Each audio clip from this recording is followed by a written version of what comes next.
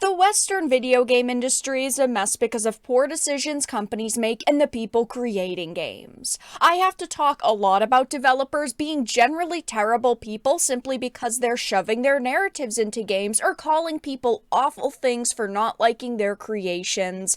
And now a developer who worked on Gotham Knights and is a lead content designer at Blizzard is being called out for being glad the OceanGate tragedy happened because there were billionaires on board.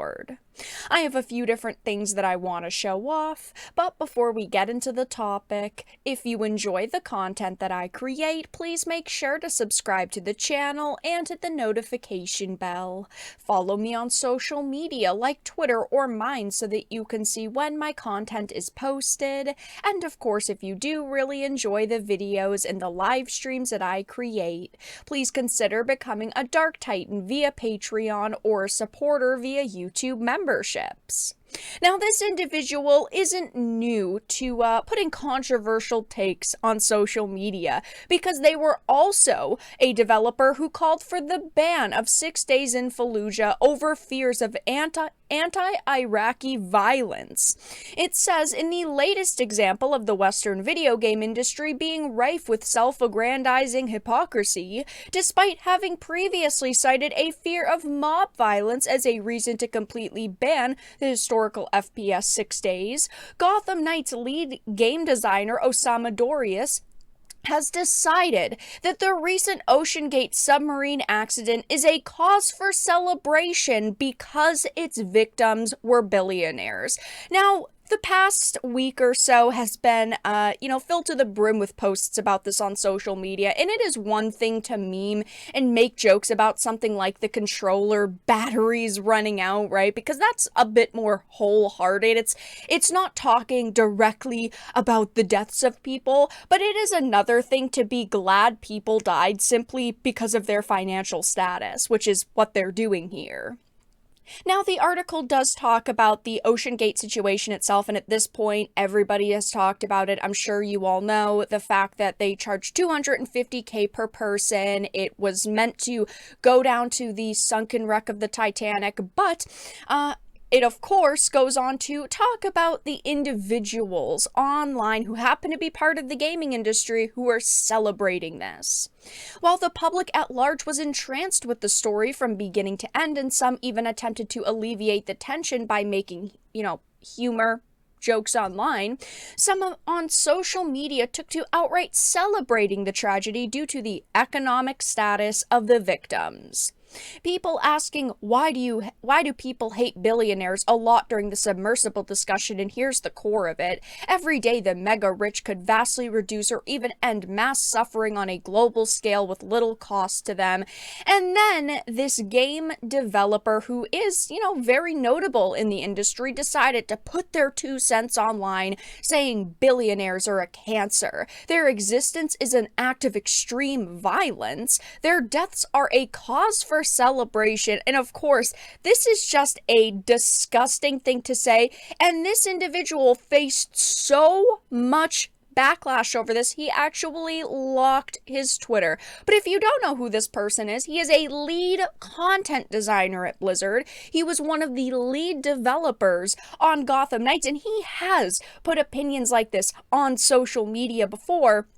And look, the whole idea of getting into a non-regulated carbon fiber tube made from off-the-shelf parts and going that far deep into the ocean wasn't smart. And now knowing all of the problems it had isn't that big of a surprise that this tragedy happened.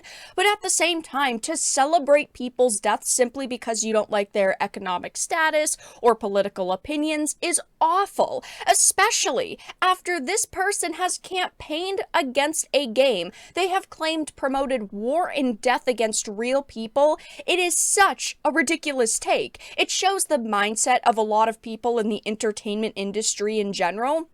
And I have had to talk about 6 Days of Fallujah quite a few times, but back in March 2021, this person actually used a fear of the very mob violence he recently endorsed as a reason to completely ban the game from sale. It says, please take time to sign this petition to stop the making of a game that intends to normalize and trivialize the murder of my fellow Iraqis. Please retweet and spread the word any way that you can. Don't let these monsters get away with this. And actually, 6 Days in Fallujah just recently went into early access. I haven't had a chance to play it yet because it did release on the same day as Final Fantasy 16, which probably wasn't a very great idea on their part.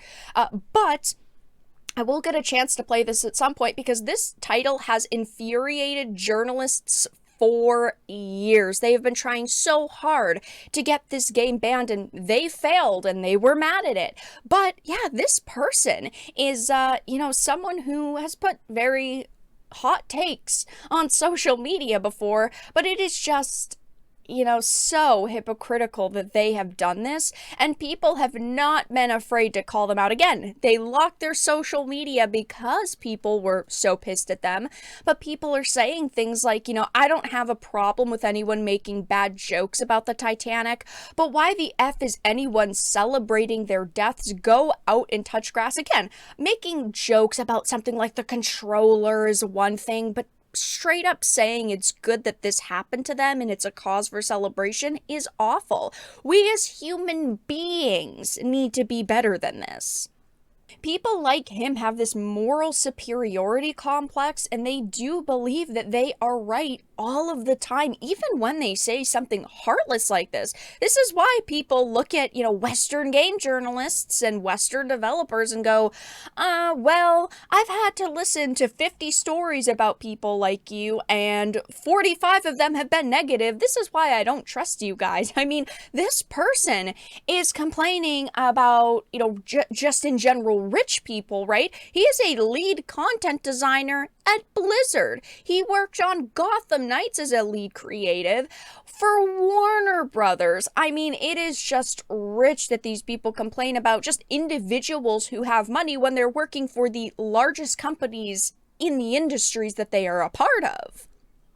People are saying things like, I was going to write about this and call Blizzard to ask for an official statement, but F them. Even though I'd make money, I'm not going to dedicate time to him and his fuckwittery. The problem is that we need to call these people out. I know that at its surface, right, we're giving them attention, we're bringing attention to the things that they're saying and doing, but if we don't call them out and people don't, say, hey, I know this name, don't believe this person, then they're just going to continue getting away with posting awful things like this. And I don't want this person to get fired from their jobs because they do just have their own opinions. But it's individuals like this that are, ruining the gaming industry, because you do really think that he is going to his job every day being completely unbiased? That if he was, a writer on something, that his personal opinions wouldn't be put into a game? Anytime the titles he's working on bring up war or probably slavery and death in general, he's probably sitting there getting upset saying, why don't we change this to make it more sensitive? Why don't we change it to that to make it more sensitive? And it's people like this that do